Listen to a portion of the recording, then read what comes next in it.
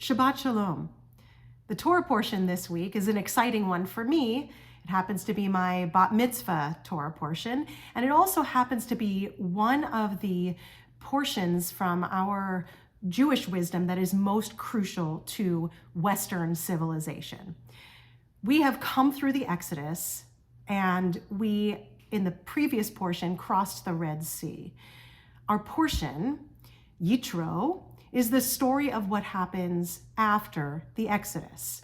So what happens after a miracle? What do we do when we have witnessed our own salvation from slavery? Well, the great moment of the miracle recedes into discord, or perhaps you could call it normal life. People have disputes. They're trying to live their lives in an uncertain world. Leaving Egypt doesn't actually mean that they enter the promised land, but they occupy the space in between Egypt and the promised land that is supposed to be somewhere in their future. And we don't know then, and truly we don't know now, how to do that, how to live in that space in between. We have to find food. We have to create shelter in this new place. We have to plan for this new place to be sustainable for ourselves and our families and future generations. We have to work with each other with limited resources. Now, the Israelites, just after the miracle of the Exodus, are a wandering and lost multitude, and we don't even know yet what we have to do in order to develop into a nation. We, in fact, don't even really know that we're going to develop into a nation. Moses, whom God has appointed as a leader, despite his protestations, you might remember, is frantic. He's trying to judge every dispute. He thinks that he has to do all of it. He thinks that God has put him in a position and he somehow has to figure everything out himself. He's wrong on so many fronts. The burden of survival and the burden of planning for a future when survival is even a given cannot rest upon one or even a few. Yitro, who is Moses' father-in-law and the person for whom our portion is named, performs one of the most important acts of what is called tochacha, a word that is a bit hard to translate. It is a kind of critique of another person that is really mandatory.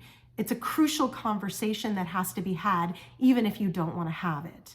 It's the kind of conversation that you have when you see someone going astray in their deeds or their words, and you know that their heart is in the right place, but that something must be done to stop this path. So if you see something, you have to say something.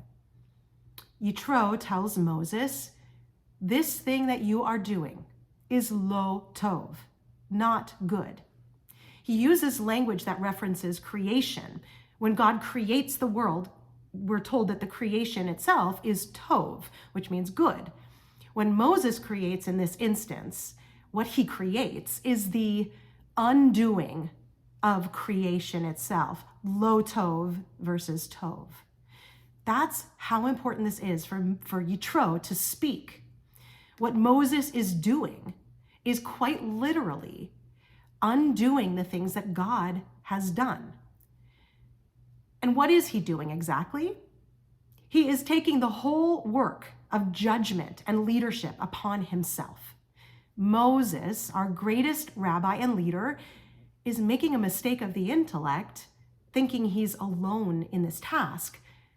But he's also making a mistake of the ego, passionately believing that he is all alone and must solve the Israelites' problems by himself.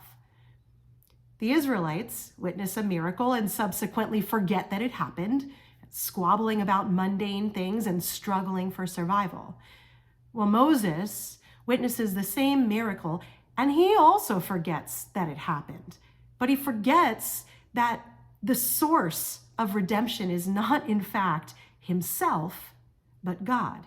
He forgets that he is not all alone in this crucial relationship.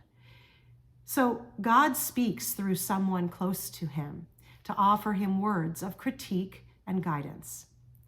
It's only after Moses realizes his mistake that the world as we know it begins to be formed. A system of courts is set up, one that is used to this day, in which smaller disputes are handled by other trusted advisors, and the biggest and deepest ones rise to need Moses' attention. And it's only after the formation of this system, created by Moses and Yitro and the heads of the tribes, that the other greatest moment in Jewish history so far takes place, the giving of the Ten Commandments. Once the court system is established, Moses and the people of Israel receive these universal truths that guide our lives to this day. We are now in a time of aloneness and isolation, whether by the experience of the aftermath of October 7th, the jarring contradictions of social media's vast lonely network, or news we can't trust. On the one hand, we need to individually stand strong.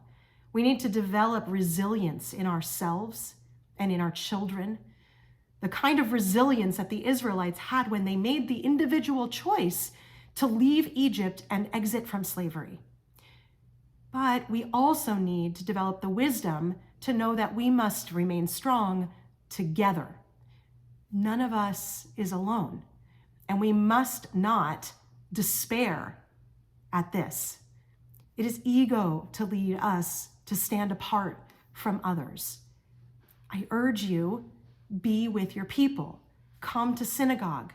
Do not stand alone. Do what Jews do together. Pray, learn, advocate. Every one of us is needed in order for us to enter into the next miracle, whatever that might be. Intellectually, we are not alone. And spiritually, we cannot allow ourselves to be alone. Shabbat Shalom.